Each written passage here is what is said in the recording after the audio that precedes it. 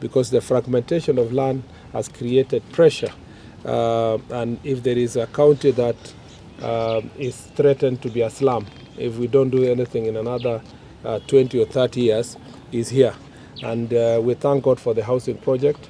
We need to support this county heavily to make sure that the housing project can progress. That's why in our ministry, we are working together to relocate our prisons, which is in town, so that a major housing project can be done there and becomes a model to show the residents of this county what the future should look like, and to encourage people to live together and then allow the rest of the land, like it happens in many parts of the world, especially in Europe and other places which are highly populated. They are only able to feed themselves because they have done land consolidation. We also want to encourage as many people as possible to avoid, to embrace burials in public cemeteries that are designated, and that should be the future. Otherwise, the pressure that is in land is, sometimes even people are unable to bury their loved ones, and it creates pressure and fights and killings among citizens. So that is one. Number two, we have a problem in this county also of, I don't know how to put it properly, but it is misuse of border sector. There is a great fear in this county that some of the border operators are being hijacked for criminal purposes in the name of political support. And it is on both sides of the political divide. And it has led to very ugly incidences here. Some of the persons who used to, or who are operating or used to operate under the proscribed groups in this county have gone and hidden themselves in border. The danger is what we saw on 1st of September, where there was a very ugly scene in this town. We want the border sector to be regulated independent of political interference. And we want the NTSA to work together with the relevant authorities in county and national government to license the border circles and to regulate and punish those who are involved in criminal activities. Some of these border groups are being used to harass people, beat them, torture, and this is not acceptable. We have agreed in the security team that there will be a major crackdown with the support of security officers from the national level to support the county security team to bring order in the border sector. And we will do so without fear or favor, without ill will, without considering political affiliations, because we want the people of Kisii to live in a peaceful environment. So that is one challenge. When we talk about goons and gangs in other parts of the country, it represents itself in Kisii here in the form and style of errant border operators. Now, this gives a bad name to many border operators who are going about their business peacefully. And we must protect them by making sure that the few elements who are involved in criminal activity are brought to justice.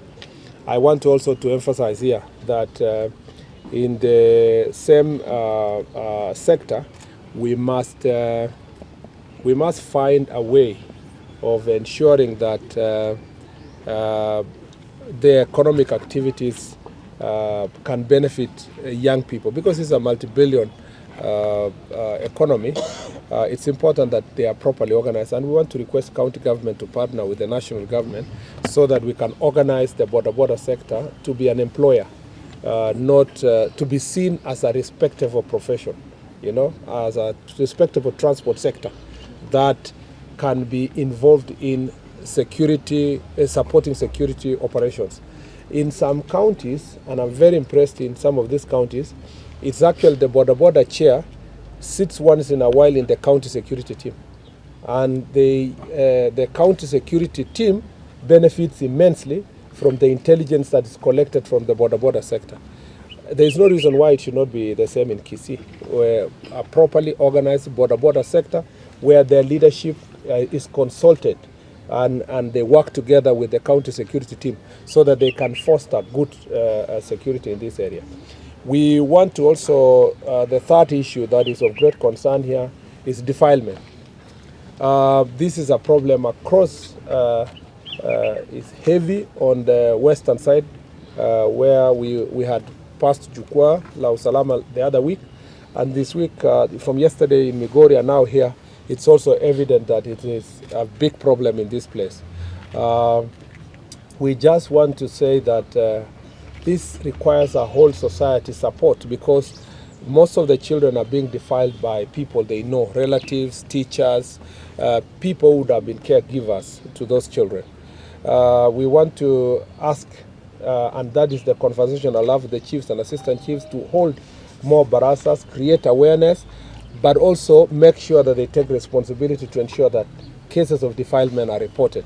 The cases are high where during school holidays, and it's of great concern because in another 1 month children will be going for long holiday and they will be home for almost 2 months, and that can be really catastrophic.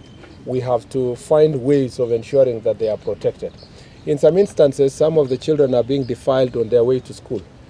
Some schools require children to be there by 6 in the morning. So you get some of them leaving home by 4, 5. That is really unacceptable. It is against the school, the rules that are governing education, and we want to ensure that all the schools should support our efforts to make sure that children are operating in safe environment. We want also to ensure that children are protected from labor, forced labor at night, day, that leads to exposure to this environment. Again, I go back to our border operators. We rely on you because you are all over to protect these children.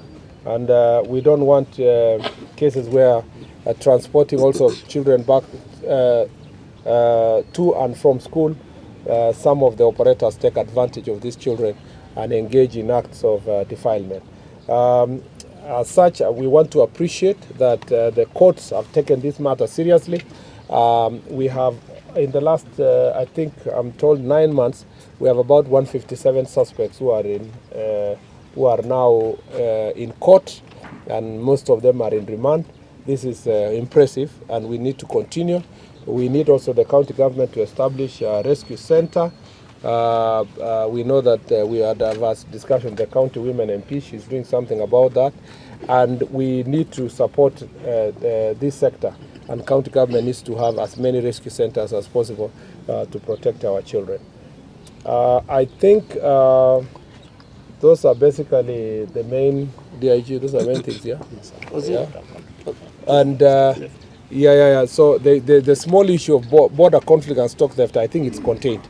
The last time we had Baraza in Borabu there at the border between Kisii and Narok, I think we've made very good progress, and I want to thank the security team. I want to thank the team. I want to thank county and regional security team for continuing with Barazas to make sure that this is dealt with. Last, which I almost forgot, is the question of drugs and proliferation of illicit alcohol. This is also a very serious problem in this county. We have been briefed accordingly. There are few notorious drug traffickers here, and we have a plan. You will be reading in the news. Okay, you will be reporting in the news. We have a plan to deal with them. Particularly, there is a particular notorious gentleman here who is, I don't think the right word is a gentleman, he's a man. There is a notorious guy who operates from Migori to this town, to Malindi, and he has a particular network we have established, working with some lady and so forth. I don't want to divulge more information. We will be taking greater action. In the past, the courts have been very lenient to them, so we will have to devise more ways of making sure that drugs, dealing in drugs, selling drugs, drug trafficking is a transnational crime, and their connection from Tanzania all the way to other parts of the world. We must make them, they must feel the pain of engaging in this business, including confiscation of their property and their assets, and a lot of work will be done by the National Police Service to make sure that that is dealt with. We will show the people of Kisii and Kenya that there is no one who is untouchable. In some parts of the country where we have gone, we have dealt with such cases,